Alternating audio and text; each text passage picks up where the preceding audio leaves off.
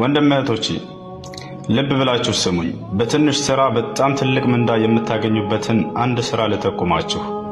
ነቢያችን ሰለላሁ ዐለይሂ ወሰለም ሐዲስ ላይ እንዲህ አሉ፣ ረክዓተይል ፈጅር ኸይሩን ሚነ ዱንያ ወማ ፊሃ። ከሱብሒ በፊት የምትሰገደዋ 2 ረክዓ የሱና ሶላት አጠቃላይ ከዱንያ እና በዱንያ ውስጥ ከሚገኙ ጸጋዎች ሁሉ ትበልጣለች አሉ።